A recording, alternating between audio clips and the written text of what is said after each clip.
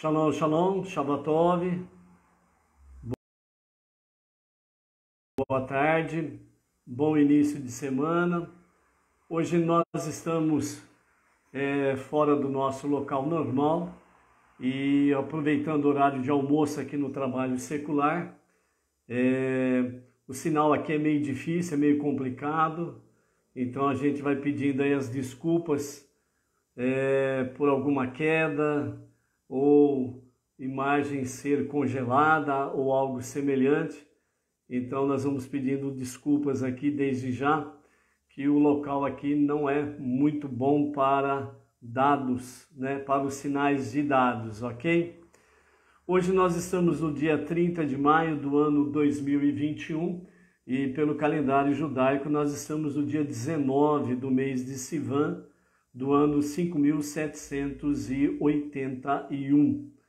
Louvamos a Hashem, que nós chegamos hoje no dia 254 do ano 5781.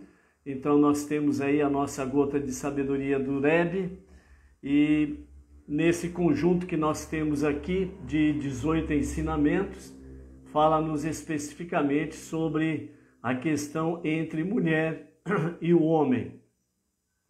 Então a sabedoria de hoje, ela nos relata assim: o nosso Rebbe Menachem Mendel Tzadik da nossa geração, ele diz assim: se analisar cuidadosamente a história do Êxodo, você verá que a verdadeira força redentora foi a fé das mulheres. Hoje a história se repete.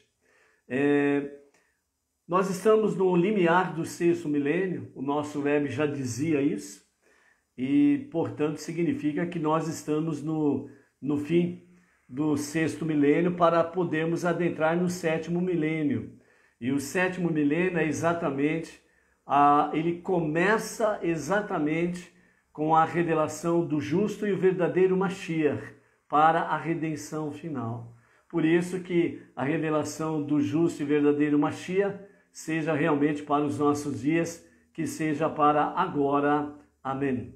E o nosso Rebbe está dizendo nessas gotas de sabedoria entre a mulher e o homem, dizendo que a história do Êxodo, analisando corretamente, nós vamos ver que a verdadeira força redentora foi a das mulheres. E hoje a história se repete. Por isso, as mulheres judias estão aí cada vez mais se restabelecendo a força do judaísmo, e também é necessário que as Batinor, as mulheres não judias, estejam aí abraçando cada vez mais essa causa Benei Noach, o monoteísmo para os não judeus com base no judaísmo, estar aí vivenciando cada dia mais a realidade desses últimos tempos, desses últimos dias, do limiar deste sexto milênio. Então, portanto, que as mulheres Batinor possam cada vez mais se vestirem e se revestirem da fé monoteísta, e poder levar em frente essa causa preciosa da unidade e da unicidade de Hashem. Dentro desse escopo, um aprendizado aí para as mulheres é exatamente o exemplo que as mulheres no êxodo do Egito, o exemplo. Antes dela tivemos aí a questão das matriarcas, posterior a elas tivemos tantas outras causas aí, tanto dentro da história bíblica, como também da história contemporânea do povo judaico, a presença sempre de uma forma ímpar da mulher judia e das mulheres que têm abraçado a fé monoteísta, mesmo não sendo judias. E então, realmente, é um momento em que a mulher não pode ficar aí dizendo, eu estou sozinha, a minha cidade é muito idólatra, a minha cidade é de coração duro, e por aí afora vai. Não. Lembrando que, e o Rebbe diz isso, a história do Êxodo, ela foi exatamente, a força redentora foi exatamente a das mulheres. Elas não duvidaram da redenção do Egito. e também para essa última hora, as mulheres judias e as mulheres não judias que estão vivendo a fé monoteísta, com fundamento judaico, também não podem duvidar, tem que confiar e levar em frente, sem sombra de dúvidas, esse desafio no seu dia a dia, né? Nós vamos iniciar hoje então a nossa 37ª Parashá, Shelach, que significa envie, né? Nós vamos do capítulo 13 de Números, Bamidbar, até o capítulo 15, o verso 41, na nossa 37ª Parashá. Esta semana nós vamos estudar 119 versículos e no final da semana, no próximo Shabat, nós estaremos então, pela misericórdia de Hashem, nós estaremos aí concluindo 4.168 versículos, ok? Nós vamos procurar ser um pouco rápido hoje, porque nós estamos no horário de serviço aqui, no horário de almoço aqui no nosso serviço secular, e o sinal aqui não é muito legal, ele pode cair a qualquer momento, e depois é uma eternidade para voltar. Então vamos aproveitar o sinal aí, né? Acredito que esteja ok por aí, né? A Simone está aí conectada, a Malu lá do Distrito Federal, né? Quem mais que está aí conosco, né? Então nós vamos procurar ser um pouco rápido para poder evitar essa perda aí de sinal, ok? Espero que não esteja travando e que o sinal esteja aí indo de forma tranquila aí para todos, ok? Ok. A Edna está aí com o José Emílio, né? Aí, Edna, tá tudo ok? Sem travar, sem nada? Vamos em frente? Então, a nossa leitura de hoje, a nossa primeira leitura, está no capítulo 13, verso 1 até o verso 20, com os comentários de Irache, né? Assim diz: em 29 de Sivan do ano 2449, o dia seguinte à sua chegada a Aritmá, Moshe falou ao povo dizendo-lhe que se preparasse para entrar na terra de Israel e apossar-se dela. Mas o povo, exceto a tribo de Levi, pediu a Moshe que antes enviasse espiões à terra, para que a observassem. Moisés, também vocês vão observar aqui barulhos diferentes e barulhos estranhos aí, né? Muito barulho de sons de moto, carro e companhia limitada. Continuando então os comentários de Irache, Moshe sabia que não era preciso observar a terra, pensando que se vissem que não era necessário observar a terra, tendo em vista que Deus os guiaria e travaria batalha por eles. Porém, concordou mesmo assim, pensando que, se vissem que ele não temia mandar espiões, os israelitas retirariam o pedido. Contudo, eles não retiraram o pedido. Apesar disso, Moshe achou que se enviasse homens para informá-lo da qualidade da terra, o povo se entusiasmaria com a ideia de possuí-la, quando ouvisse os relatos positivos sobre ela.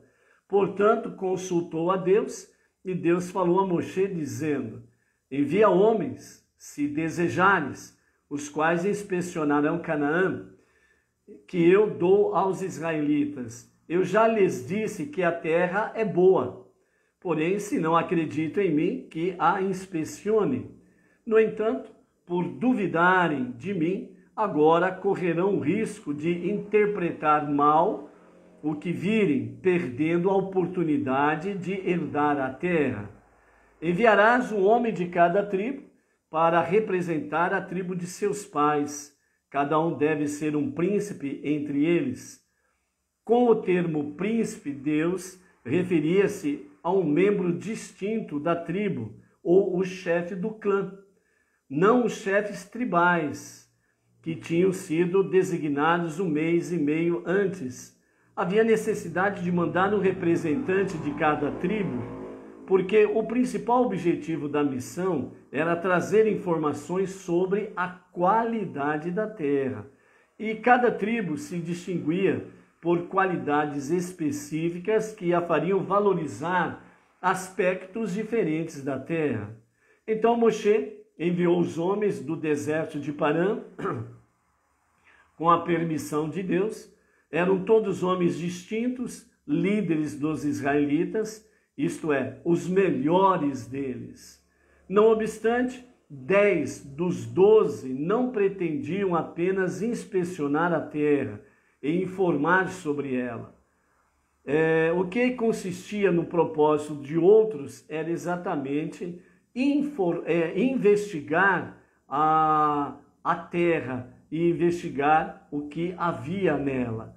Então, eles estavam com o propósito, dos 12 espias, 10 estavam com o propósito de espionar a terra e ver como se poderia facilmente conquistá-la.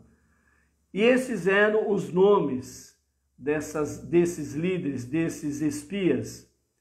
Pela tribo de Ruben, Shamua, filho de Zacur. Pela tribo de Shimão, Shafat, filho de Hori. Pela tribo de Judá, Caleb, filho de Iefuné. Pela tribo de Isahar, Igal, filho de José. Pela tribo de Efraim, o assistente de Moisés, Oxeia, filho de Num. Esse era o nome original de Josué, Oxeia. Pela tribo de Beniamim, Palti, filho de Irafu. Pela tribo de Zebulun, Gadiel, filho de Sodi. Pela tribo de José, a tribo de Menashe, Gade, filho de Susi. Pela tribo de Dan, Amiel, filho de Gemali. Pela tribo de Asher, Setur, filho de Michael. Pela tribo de Naftali, Narbi, filho de Vofsi. Pela tribo de Gade, Geuel, filho de Mahi. Esses são os nomes dos homens que Moisés enviou para inspecionar a terra. Mas Moisés, nesse momento, formalmente mudou o nome de Oséias, filho de Num, para Yehoshua, que ficou conhecido como Josué, que significa, Yehoshua, salva-te, Deus, dos planos dos espiões. Moisés percebeu que os outros homens, agindo não só como inspetores, mas como espiões, correriam o risco de desvirtuar suas informações e tirar falsas conclusões das evidências que reuniriam. Isso não era razão suficiente para impedi-los de ir, visto que tinham boas intenções, mas era motivo de cautela. Moisés enviou-os para inspecionar a qualidade de Canaã e disse-lhes: subi por este caminho para a pior parte da terra primeiro, a região seca ao sul, e depois subi o monte para ver as melhores partes, de modo que fiqueis com boa impressão da terra ao fim de vossa expedição. Vede qual é o efeito da terra sobre o povo que nela habita. São fortes ou fracos? São poucos ou muitos? E quanto à provisão de água da terra em que habitam, é boa ou má? E quanto às cidades em que residem, moram em cidades abertas ou em fortalezas? Se moram em cidades abertas, isto significa que a terra os faz fortes e confiantes na sua própria força. Porém, se vivem em fortalezas, devem ser fracos. Como é o solo? Rico ou pobre? E o mais importante, uma vez que Deus disse a Abraão que não dará a terra de Israel à sua descendência, enquanto o pecado dos amoritas não se tiver tornado completo. Deveis averiguar se ainda há um indivíduo justo vivendo entre eles, cujo mérito possa protegê-los, como a sombra da árvore protege do sol, ou não. Finalmente, sede corajosos e tomai exemplares do fruto da terra, trazendo-os de volta para mostrar-nos, ainda que seja perigoso vos expordes de tal maneira. Moisés disse aos 12 representantes que inspecionassem toda a terra, pois ela ainda não fora dividida em tribos, em territórios tribais, e portanto não era possível que cada um vistoriasse apenas a área de sua tribo. Era a estação em que as primeiras uvas começavam a amadurecer, ok? Então, essa é a nossa primeira aliá, a nossa primeira leitura da nossa 37ª Parashá, Shelar, e nós estamos acelerando um pouquinho aí, porque nós estamos no nosso trabalho secular, no horário de almoço, e o sinal aqui ele é fraco, então caindo o sinal é perigoso, nós perdemos aí definitivamente o sinal de hoje, ok? Bom, nós completamos aí então a nossa primeira aliá, a nossa primeira leitura, Nós vimos aí algo importante sobre a questão da mudança do nome de Oséia para Yehoshua, justamente porque Moshe discerniu que havia algo diferente entre 10 dos 12 espias sendo enviados. Então, Moshe, ele mudou o nome de Oséia para Yehoshua, justamente dando e pondo sobre ele uma bênção para que ele não fosse levado pelas artimanhas dos 10 espias. Então, nesse sentido, Moisés estava colocando uma proteção sobre Oséia, uma proteção sobre ele quando mudou o nome de Oséia para Yehoshua, Josué, E nesse sentido, então, ele estava protegendo Yehoshua, protegendo a sua mente, para que ela não viesse naufragar, nos planos negativos dos outros 10 espias, Baruch Hashem, a Cibele está por aí, o Eli Ribeiro, aqui de Pirajuí, da nossa região. Shalom, shalom, Eli. Baruch Hashem aí, então, para você e família aí.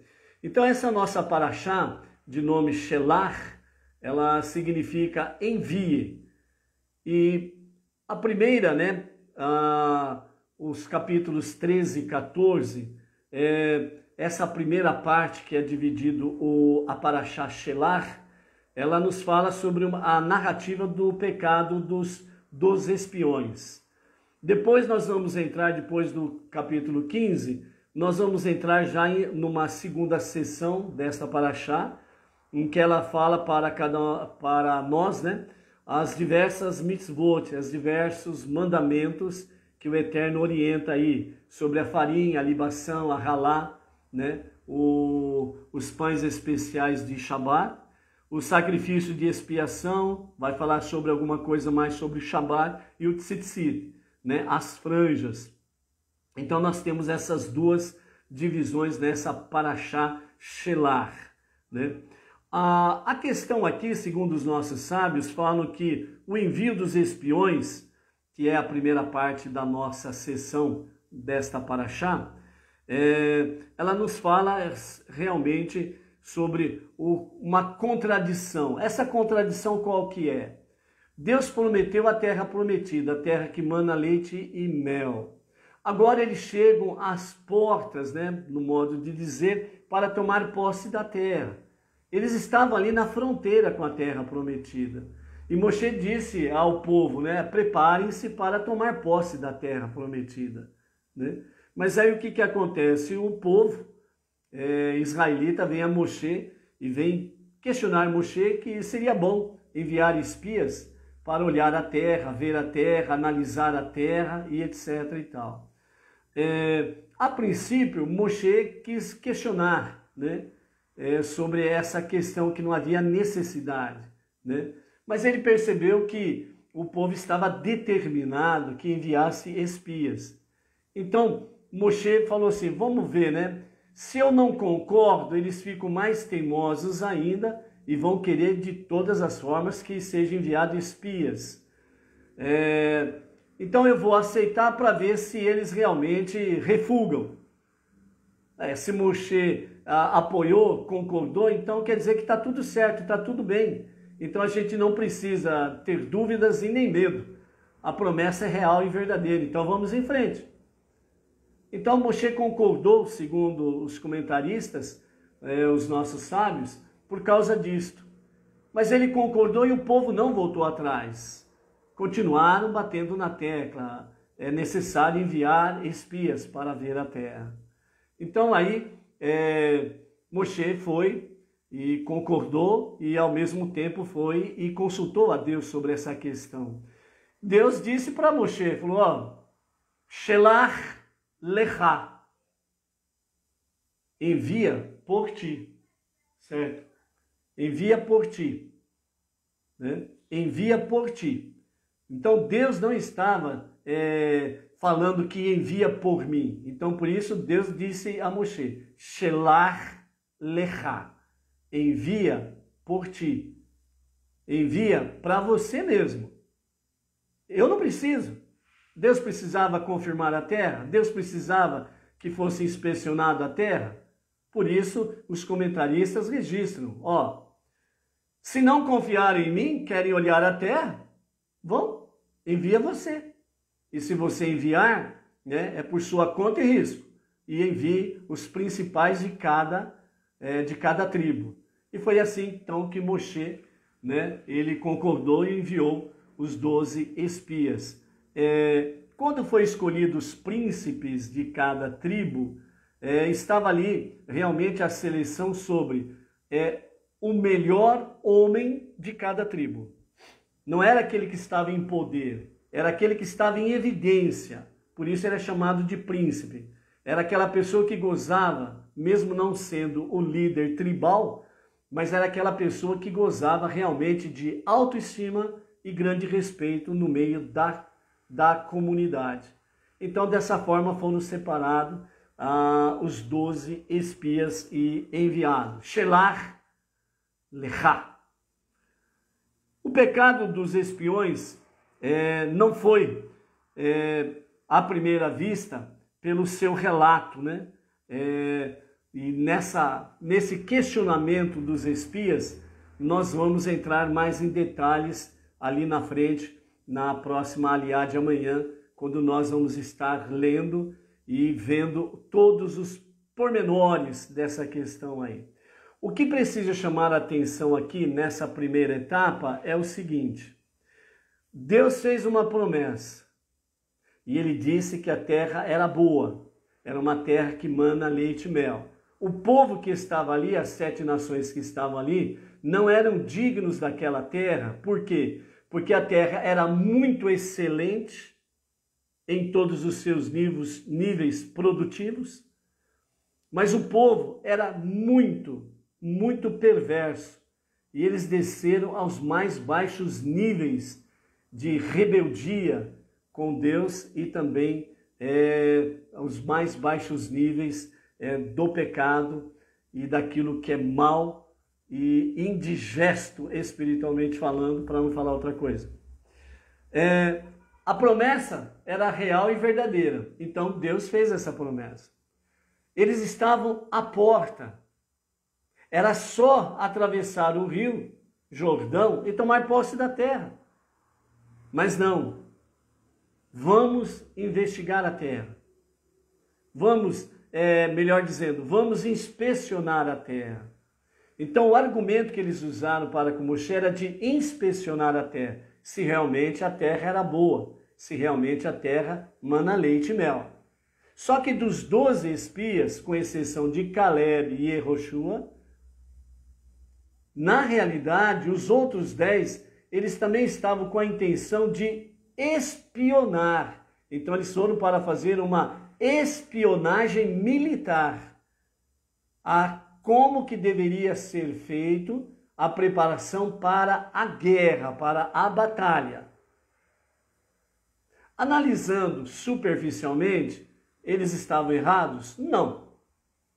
analisando de forma simples, simplória, eles estavam corretos, eles estavam indo para uma guerra e tinha que ter uma estratégia militar. Ok? Mas a questão aqui em si não era essa. A questão aqui em si era que Deus, desde que saíram do Egito, sempre esteve à frente deles em todas as batalhas. Então a promessa de Deus era que Ele, o Eterno, expulsaria os inimigos da sua presença, da presença do povo. Então era Deus que estaria lutando por eles nessa batalha toda. E de fato isso vem se confirmar posteriormente, como nós vamos ver lá no 5º livro, Devarim, Deuteronômio, em que Deus ele fala: não digam que vocês tomaram posse da terra prometida pela força do vosso braço, pela força das vossas espadas, mas que vocês tomaram posse da terra prometida foi pelo braço de Deus. Então esta é a realidade. E quando eles colocam essa posição, eles estão colocando em dúvidas a promessa. Como se descobre que eles colocam em dúvida? Quando eles retornam e vão fazer um relato para a comunidade sobre a terra. E aí eles entram exatamente dentro daquela questão do Lashon Hará. E essa paraxá, Shelach, dos 12 espias, ela está diretamente ligada à paraxá anterior, em que fala sobre o pecado de Miriam. Tanto Miriam como os 10 espias, eles caem no mesmo pecado do Lashon Hará. Miriam, ela caiu no pecado do Lashon Hará, por quê? Porque em vez dela procurar Moshe em particular e tirar as dúvidas com ele, então o que aconteceu? Ela foi e falou com Arão na presença de Moshe, o que era de foro íntimo de Moshe. Aqui acontece a mesma coisa. Os espias, em vez deles ao retornarem procurar Moshe e conversarem em particular com Moshe, eles falam primeiramente com o povo. E o povo começa a se inflamar. E quando Moshe chega, já está tarde, porque as labaredas já estão acesas.